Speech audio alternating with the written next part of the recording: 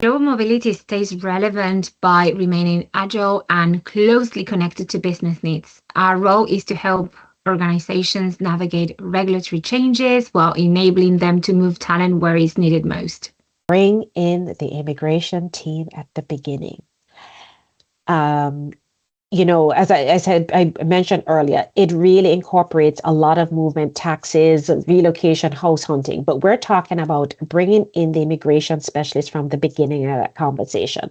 Even if they're going to do a house hunting trip, it's because there could be processes that could happen while you're in country, but it just sets the roadmap.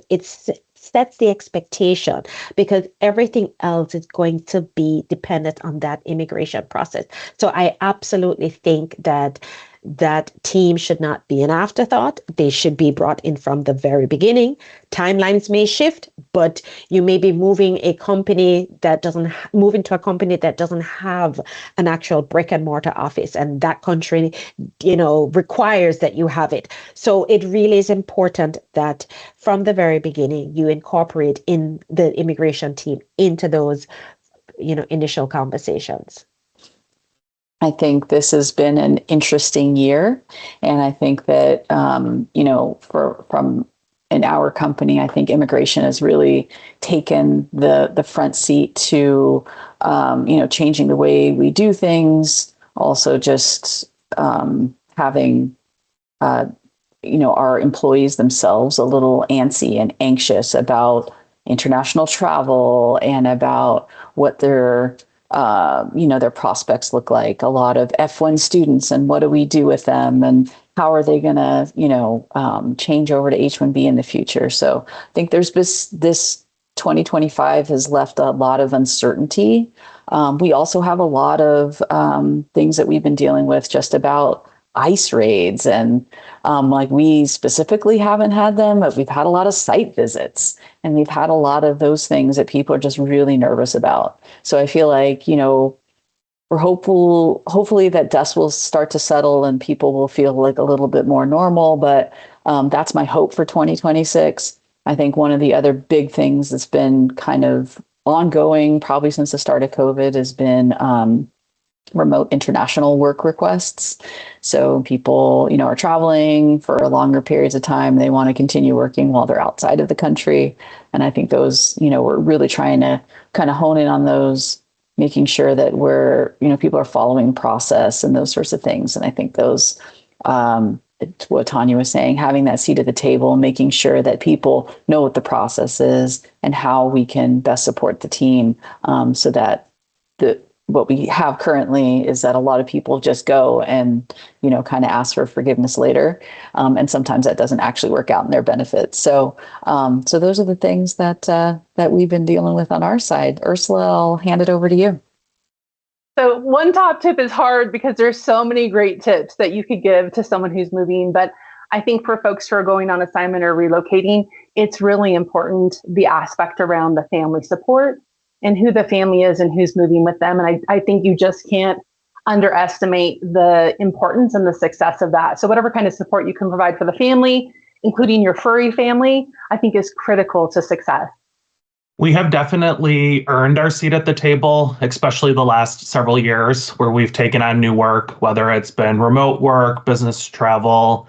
I think to keep the seat at the table, we have to stay agile and innovative. I'm always looking for continuous improvement opportunities within my program that align to business objectives that will either improve employee experience or reduce cost. I'd also recommend collaborating across departments, ensuring that others are knowing the work that me and my team are doing. I think it's critical to bring them along on the journey. It's easy for us to get bogged down in a silo, and we're not doing ourselves any favors. I always recommend going on a roadshow and highlighting the great work that you're doing. Making sure that the assignment family has access to local services. I think that's one of the biggest questions that I get about, where's going to be the local hospital or where I'd go for health services and so forth. So I think that's one of the big areas to make sure is addressed. And then understanding the school system and making the best choice for the children, public versus private school. I've worked for a company where private school was often the norm, either international schools or German schools or some of the others in the area.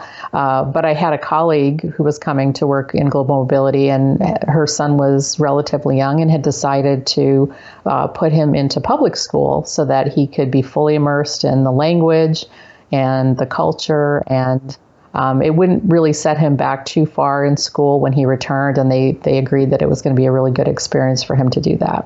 One tip to moving to assignees to the Netherlands is make sure that you meet the criteria that's put out by the government. The government is very clear on what they expect and what they need. And so to do the homework first about what the criteria is to make sure that you meet the criteria. And also, there's a lot of documentation that has to be submitted along with an immigration application, a highly skilled migrant application to the authorities, to make sure you do your homework of all the documentation you need to submit, the apostilles that are needed, when the apostilles can happen, the translations that are needed. It's a lot of documentation, but it's totally doable. It's totally achievable. My name is Kristen Faison. I'm, again, based in Bowie, Maryland. Been in the mobility industry now for about 15 years, worked across a number of different company sizes and industries, and really happy to be with you all today. I mean, I think, as Andy said, the space that we live in, one of the reasons, at least for myself, as to mobility for as long as I have, is that, I never have the same day twice, and it's never a dull moment, right? And so with that comes the need for us to always have the ability to adapt, to change, to pivot and shift quickly, just given the numerous things that are thrown at us, whether it be from an internal standpoint with our companies, whether it be external factors that are fully outside of our control, and how that may impact how we're, facilitating our program and best able to effectively manage and support our employee population. When I think of the concept of change mobility and how one of the things that we can do to ensure that we have the ability to deal with change and being agile. A couple of weeks ago, I attended a mobility conference, and I heard Alan Stein Jr. speak. I don't know if those who may be familiar with him. He's a pretty well-renowned coach. And one of the things that really resonated with me, he said, is that in his teachings is to never get bored with the basics. And I think it's so pivotal to us as mobility practitioners when it comes to our programs, to never get bored with the basics, ensuring that, the foundations in which our programs are built are steady, in order to ensure that, as things go on, we can in fact shift and sway, and it doesn't negatively impact, what we're doing on a day in and day out basis. So whether that's, having the ability to effectively report out on your population, if there's a change from an immigration standpoint, I'm sure, many of us are well familiar with the H-1B proclamation in the United States that was, issued back in September. How I think most of our programs were able to respond to that and communicate with our employees was having good data, right? Which is at bare basics that we need to always ensure that we have intact in order to, again, effectively manage our programs. I'm working with Nokia at the moment in the position of Global Mobility Region Head for Americas. I've been in the industry for almost 12 years now, basically from the start of my career. I'm still passionate about the industry, so I can say my future certainly will be with global mobility too. What that future will look like, though, I hope we can together have a conversation about and shed some light on today. From my perspective, when I think about the future of global mobility, several forces come to my mind. From bigger topics like geopolitical challenges, how do shifting global dynamics impact where and how people move? To the way, of course, buzzwords AI could reshape our work. But beyond these bigger areas, I also see new questions emerging in our space. How new generations, millennials obviously, Gen Z growing, very soon Alpha 2, in a few years will be reshaping what international careers look like. We can already see employees expecting more choice, more purpose, more focus on well-being. So how can we deliver that while continuing or balancing cost and compliance at the same time as well? So a lot of questions in mind, but I'm curious what all you think as well, and I'm looking forward to hearing your perspectives in the. The relationship between HR and mobility is absolutely essential and critical, and it's been something that in my career I've really advocated in keeping that connection. Sometimes it's requiring, being the one to actually knock on doors and break down those barriers.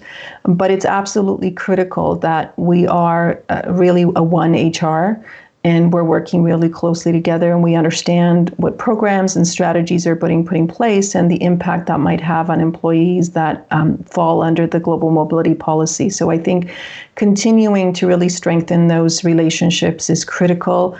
I'm thinking about the recruitment organization and how important it is to work with them as they're trying to find talent around the world, and helping them understand the immigrations or the implications and the limitations from an immigration perspective, and trying to get those candidates, particularly in a current coronavirus environment, and probably for a number of months still to come. So it's really important that we're in really tight connection and understand what's happening from a recruitment perspective. Obviously, with payroll, as we're trying to set up individuals working remote from new locations, ensuring that we have payrolls in place in those new locations and countries is also really critical, as well as really not just connecting and very closely staying in touch with the broader HR community, but I think other departments and teams outside of HR. And one that comes to mind really closely is the risk and security teams, as well as the tax team.